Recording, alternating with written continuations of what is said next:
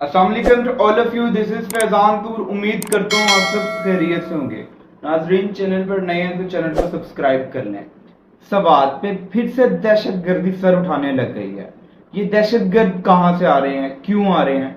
Swat reason में जो हमने पब्लिक सड़कों पर निकली है, इस रीजन में इससे पहले हमने ये पब्लिक बिल्कुल नहीं देखी और उन्होंने बिल्कुल रियासत को बता दिया कि हम आपके खोखले नारे बिल्कुल नहीं मानेंगे। हमें बताएं जो भी इसकी डिटेल्स हैं, डिस्कशंस हैं, ये दहशतगर्द कहां से आ रहे हैं, आपकी जो कुछ निगोशिएशन हुई है वो हमारे सामने रखें। पब्लिक रेजिस्ट कर रही है, ये नाकाबिले बयां है। मैं आपको वीडियोस भी दिखाता हूं इस हवाले से। अब इस हवाले से क्या रियासत से कोई गलती हुई है? डिफरेंट फैक्टर्स हैं जो हम डिस्कस करेंगे इस वीडियो में। थोड़ा सा बैकग्राउंड को देखेंगे। अब 4 दिन पहले सवात के लोगों की एक टेरिबल किस्म की, भयानक किस्म की याद ताजा हुई। सवात में स्कूल वैन पर हमला हुआ है बच्चों की। 2 बच्चे जख्मी हो गए हैं, एक वैन ड्राइवर शहीद हो गया है। सवात में फिर से दहशतगर्दों ने सर उठा लिया है। ये दहशतगर्द कहां से आ रहे हैं? बड़ी मुश्किल से सवात में अमन कायम हुआ था। इससे पहले 2009 में अगर हम देखें तो प्रॉपर वहां पे दहशतगर्दों का राज था। टीटीपी के जो तालिबान थे, इनका प्रॉपर वहां पर राज था। बड़ी एफर्ट्स की गई थी केपीके पुलिस की तरफ से और आर्मी की तरफ से। पीस को रिस्टोर किया गया था दोबारा से। खैर, जो एफर्ट्स की गई थी इकोनॉमी का बूम करने के लिए, इकोनॉमी का जो बूस्ट दिया गया था, जो कलाम सवात जैसे इलाकों में हमने देखा, अब 10 साल बाद पाकिस्तान क्यों दोबारा से बैक टू जीरो की सिचुएशन पे आ गया है? ऐसा क्या रियासत से कोई गलती हुई है? 10 साल बाद वहां के लोगों की जो एक भयानक किस्म की याद ताजा हुई है। अब 2009 की अगर मैं बात करूं तो वहां पे प्रॉपर मुल्ला फजलुल्लाह का कब्जा था और वहां पे उनके अपने रेडियो थे। गवर्नमेंट इंस्टीट्यूशंस पर उन्होंने प्रॉपर कब्जा किया हुआ था। लोगों की लाशें वो सरेआम सड़कों पर लटका देते थे। जिसकी दाढ़ी नहीं होती थी उसको कत्ल कर देते थे। कोई म्यूजिक सुनता नजर आ रहा होता था उसको भी कत्ल कर देते थे। और लोगों के दिलों में अपना खौफ बिठाने के लिए उन्हें प्रॉपर लोगों के सामने सड़कों पर सरेआम लटका देते थे उनकी लाशों को, ताकि लोगों के दिलों में उनका खौफ बैठे। इस हवाले से केपी पुलिस ने और आर्मी ने बड़ी अनथोड़ मेहनतें की हैं। बहुत सी इन्होंने पीस को रिस्टोर किया, बहुत मेहनत की। अब लोग आज से ठीक 2 माह पहले की अगर बात करूं, अनफॉर्चुनेट सैलाब भी वहां पे आ गया, लेकिन उससे पहले लोगों के चेहरे पे प्रॉपर खुशी थी। लोग खुश नजर आते थे, लोगों का कारोबार ठीक तरह से चल रहा था। प्रॉपर जो इकोनॉमी थी वो बूस्ट सिचुएशन में चल रही थी। अब बड़ी अनथक मेहनत की थी वहां के लोगों ने। अब इस सूरत हाल में सवात रीजन में जैसे लोग निकल के प्रोटेस्ट कर रहे हैं, इससे पहले हमें ऐसा बिल्कुल नहीं नजर आया। स्पेशली सवात रीजन में लोग दहशतगर्दी के खिलाफ निकल आए हैं और उन्होंने रियासत को बता दिया अब हम आपके ये खोखले नारे बिल्कुल भी नहीं सुनेंगे। JUIF के अलावा सारी जितनी भी पॉलिटिकल पार्टीज थी उनकी रिप्रेजेंटेशन हमें मिली, प्रेजेंस हमें देखने को मिली है इस प्रोटेस्ट के अंदर लोगों के बीच। सिर्फ सभी पार्टी थी वहां पे, PTI की भी क़यादत मौजूद थी, जमात इस्लामी भी, ANP भी, बाकी भी सियासी जमातें दीगर भी मौजूद थी, लेकिन JUIF की हमें प्रेजेंस देखने को नहीं मिली। अभी जो मिलिटेंसी हो रही है इसका मैं आपको थोड़ा सा बैकग्राउंड अगर बताऊं तो 2009 में बड़ी मुश्किल से पीस को रिस्टोर किया गया। ऑपरेशन सवात में किया गया, राय रास्त ऑपरेशन किया गया और जो भी सूरत हाल थी टेररिज्म की उसको खत्म किया गया। अब इस सूरत हाल में अफगान गवर्नमेंट तालिबान थी, उनकी गवर्नमेंट आई और अफगानिस्तान में TTP जो मिलिटेंट्स थे उनके साथ पाकिस्तान की गवर्नमेंट ने निगोशिएशन करने का कहा अफगान तालिबान को। इस हवाले से पाक आर्मी ने भी अफगान तालिबान को कहना शुरू कर दिया और प्रॉपर मीडिया पर रिपोर्ट्स भी शाया हुई कि जिस तरह इनके मुज़ाकरात हुए, इन्होंने अफगान हुकूमत को TTP की प्रेजेंस को रोकने को कहा और अफगान गवर्नमेंट पर पाक आर्मी ने और पाकिस्तान की गवर्नमेंट ने प्रेशर डालना शुरू किया। अब उनके जो इलाके हैं पाकिस्तान अफगानिस्तान के बॉर्डर के बहुत ही करीब हैं, जो इनकी पनाहगाहें हैं, महफूज पनाहगाहें हैं। अगर ये बात करें तो अफगानिस्तान के बॉर्डर के बहुत ही करीब एक कुनार का इलाका है, वहां भी इनकी प्रेजेंस होती है TTP के दहशतगर्दों की। अब हमने भी वहां पे कार्रवाइयां की और प्रॉपर ये अफगान तालिबान के अंडर रहकर की। अफगान तालिबान की गवर्नमेंट ने भी वहां पर छापे मारे और बहुत से TTP के कमांडर्स को गिरफ्तार किया।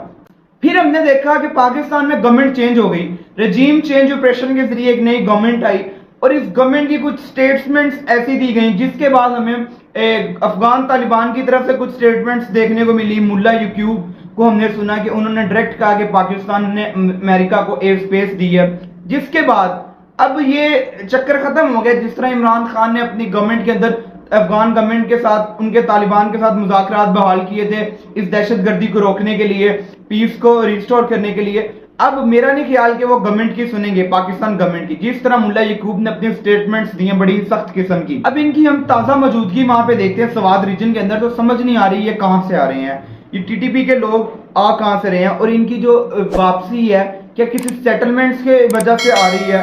अब जो इनकी जो लोगों का कहना है कि इनको रिहेबिलिटेट किया जा रहा है, इनकी कोई सेटलमेंट्स जिनके थ्रू इनको बाहर भेजा गया, अब इनको प्रॉपर रिहेबिलिटेट किया जा रहा है। अब जो भी सारी की सारी डिटेल्स या निगोशिएशन हो रही हैं, अगर गवर्नमेंट की अगर इनसे हो रही हैं, तो वो पब्लिक के सामने क्यों नहीं आ रही?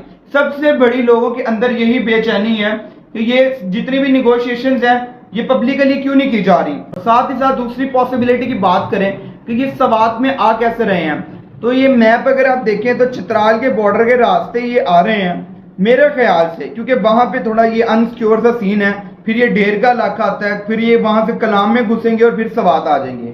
अब अगर हम ये ढेर का इलाका देखें यहाँ तो काफी चेक पोस्ट हैं, काफी अच्छी तरह से यहाँ पे चेक किया जाता है। तब क्वेश्चन ये है कि ये कैसे घुस रहे हैं और असले के साथ घुस रहे हैं, विद असला, ये ठीक है, ये कैसे आ रहे हैं यहाँ मौजूद है, इनकी कोई चेकिंग नहीं कर रहा। अब लोगों ने इतनी बड़ी तादाद में निकलकर वहां पे बताया कि हम गवर्नमेंट के इन खोखले नारों पे अब यकीन नहीं करेंगे।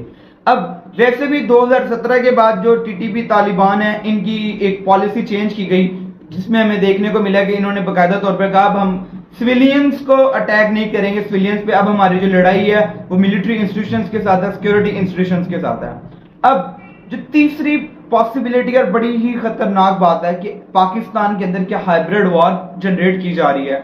हाइब्रिड वॉर जो पिछले साल हमने अमेरिका बहादुर को बड़ी ही आंखें दिखाई हैं कि अब अमेरिका और अमेरिकन एजेंसीज पाकिस्तान के पीछे हाथ धोकर पड़ गई हैं, जिस तरह से वो आकर हमारे बॉर्डर्स पर विजिट कर रहे हैं और हमारे रजीम चेंज ऑपरेशन किया गया है पाकिस्तान के अंदर। अब बाकायदा तौर पर लग रहा है किस तरह इस रीजन को डिस्टेबलाइज किया जा रहा है और जो एंटी पाकिस्तान एलिमेंट्स थे वो हमें देखने को मिल रहे हैं। अब हमें दूसरा क्वेश्चन है कि जिम्मेदारी किसकी है।